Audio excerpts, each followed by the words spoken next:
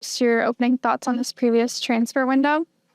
Yeah, just thanks and thanks for everyone joining, obviously. Coming off of a very busy stretch and a very busy time.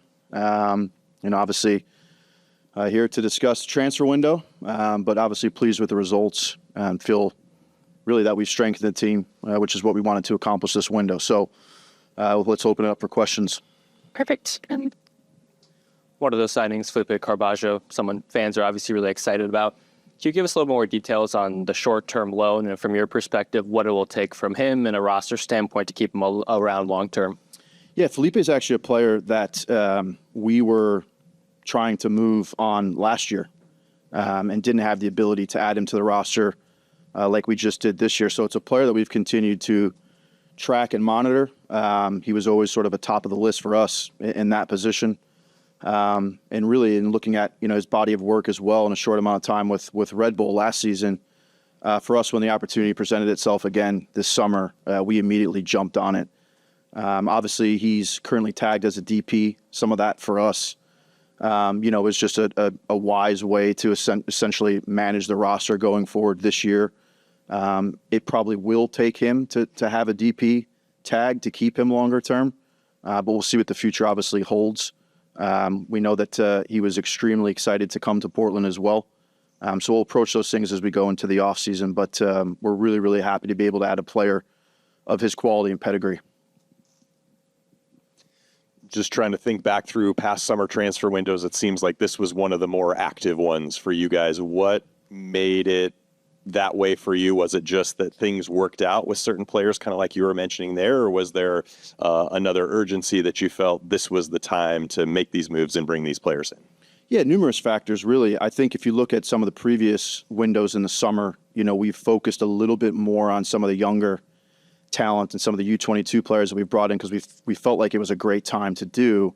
When you do that over a number of years, you start to have a lot of players that are, 23 and younger on your roster as well. Obviously, we had one big moment, in the beginning part of the season where there was uncertainty around Jonathan Rodriguez, who's an extremely important player for us. That stressed our roster a little bit as well. But this summer we had a lot more flexibility, in terms of the funds available to go out and to really, really strengthen the team. When you look at the profile of players that we've added, these are experienced players. We don't have that many games left in the regular season. We wanted players we thought were going to immediately be able to make an impact. We think that these three players certainly can. And so I think the approach was a little bit different, in years past where we felt like, let's really strengthen the group right now. Let's give the coaching staff as much support as we can, as many options as possible. And like I said, I think the team is stronger than it was, a month or two ago. So that's a positive. Hi, Ned. According to the roster profile release back in May, you started this window with only one international roster slot following the departure of Miguel Araujo. You've been able to receive and trade for more international slots than you've sent back out, which actually left the team with two available slots, one now filled by Rojas. So there's still an extra international roster slot. Does that mean there could be additional business, even though today's the end of the transfer window? So we've actually used all the international slots. We had, an agreement with Miami that we would essentially be receiving a slot back in the summer. So we knew that we had one there. But then obviously for any new incoming foreign player, we knew that we needed to go out and obviously acquire an international roster slot. But, when you look at the funds available through some different moves and mechanisms, including a big sale in the beginning part of the year, we really, we've been in the most healthy place in terms of the funds available to be able to go out, be a bit more aggressive maybe than we've been, in years past in this window as well.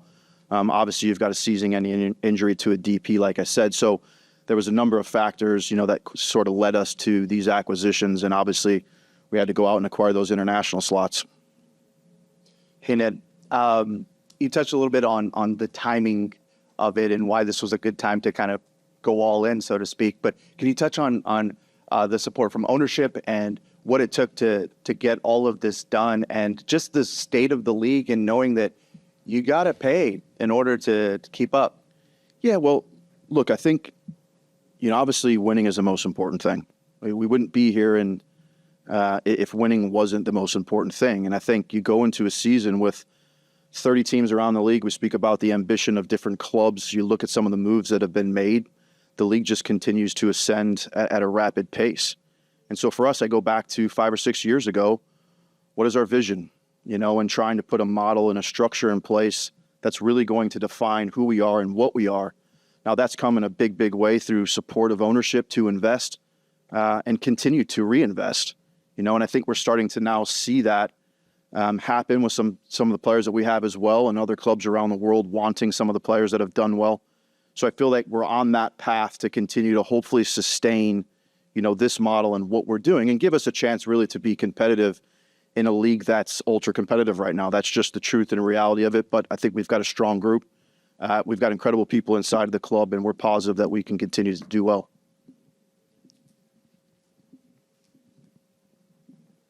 Hey, I know we're talking about the summer, but I'll ask about a player currently on the roster. Of course, David Ashala, a fan favorite, is out of contract in 2025 with an option for 26.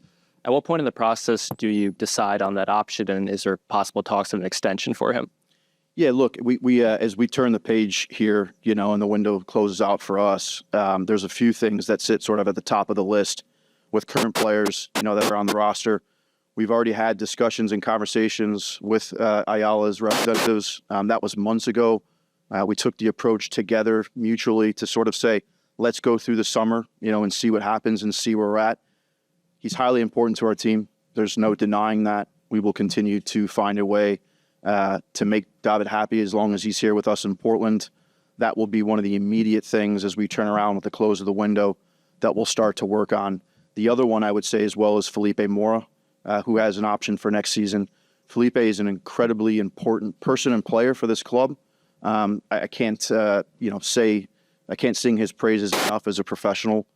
He's got an option for next season as well, and we've already had his representatives in town to have those conversations and make them aware.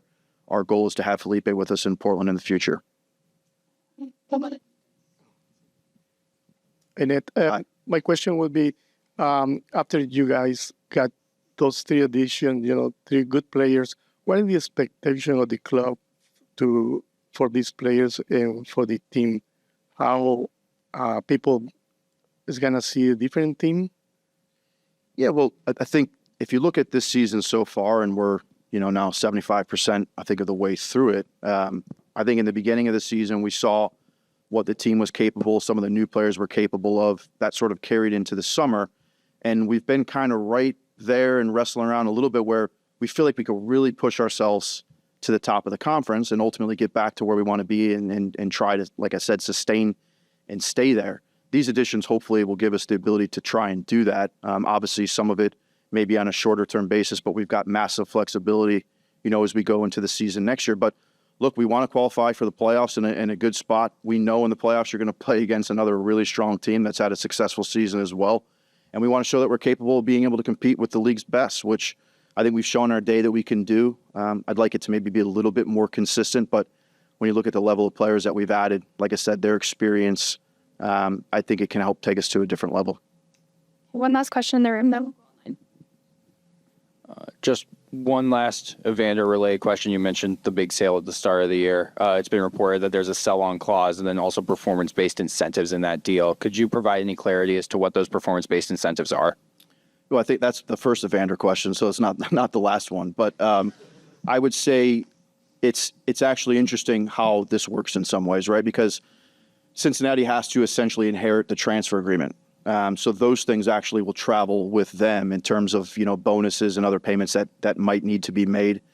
Yes, we do have a sell-on clause in there. Yes, we do have some minimal bonuses. But when we look at the return that we had as well, including what they had to inherit, it was a deal really that made sense for not just 2 clubs, but 3 clubs. So that's, that's sort of the a little bit more details on, that transaction.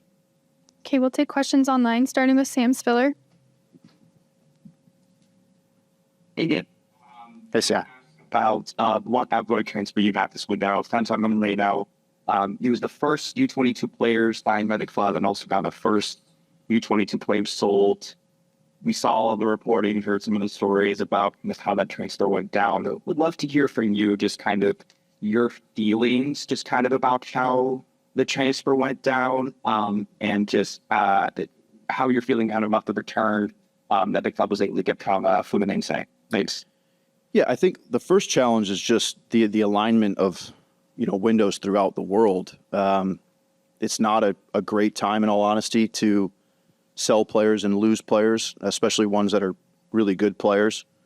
Certainly, we would not have done that piece of business if we did not know the other players that we had coming in as well, right? So in my role, you're constantly trying to, bulletproof and safeguard a roster as much as you can. You've got a succession plan. You've got to understand that these situations are going to come up.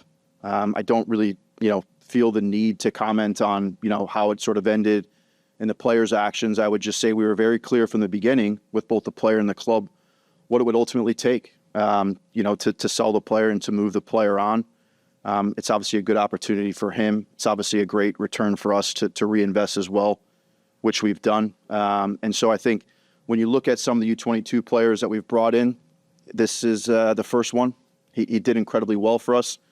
Staff in the building deserve a ton of credit for his development. I don't think this is the last time that we're going to be talking about one of the young players of the Portland Timbers, being wanted by other clubs around the world. I think this is just the beginning of it. Okay, next we'll go to Guillermo Mota. Hi, Ned. Good morning. Coming into the summer conference, though, was there any extra pressure to build up on the roster, making small moves? And also, how do you feel this full squad players now in the Western Conference can the Timbers have the hardest remaining schedule when it comes to opponents' win percentage? Thank you.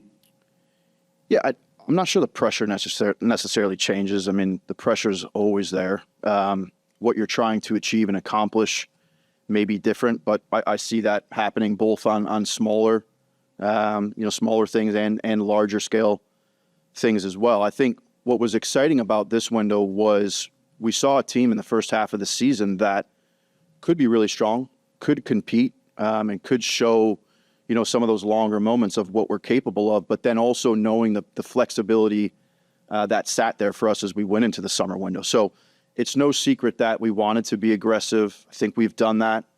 We've gotten these players in quickly. Knock on wood, 99%. I'm pretty sure all are going to be available for this weekend as well, because we've got to get them integrated now quickly into the group. We've got to start to try to peak at the right time and find that rhythm and consistency, that cohesion that the group needs going into the playoffs, which we know in this league, timing is everything. You see it every single year, and so now it's just about trying to perform as well as we possibly can. Jeremy, one last question. Okay, one last, and then we got to wrap. Kristoffer Velde, obviously the biggest incoming signing for this summer, not just in transfer fee, but also DP status. What was the process like to scout him and convince him to come to this club? Yeah, we actually had a few really talented options. And I think when you look at, Kristoffer's background, where he's been, playing in multiple different leagues, the age, sometimes it's the opportunity, in all honesty, just as much as the player.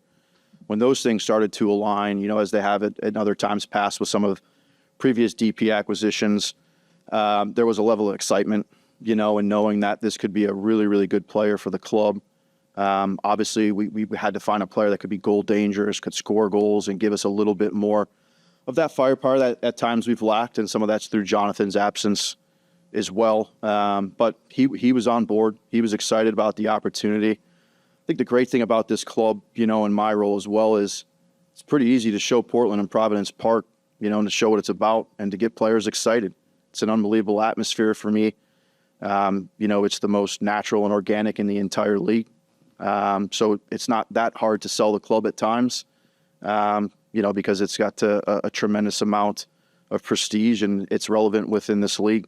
So like I said, I think that there was a commitment early on, that we were going to be able to bring this player, and how important it was for our team. So I'm glad that we accomplished it in the end. Okay, we're going to wrap it there. Thanks for the time, Ned.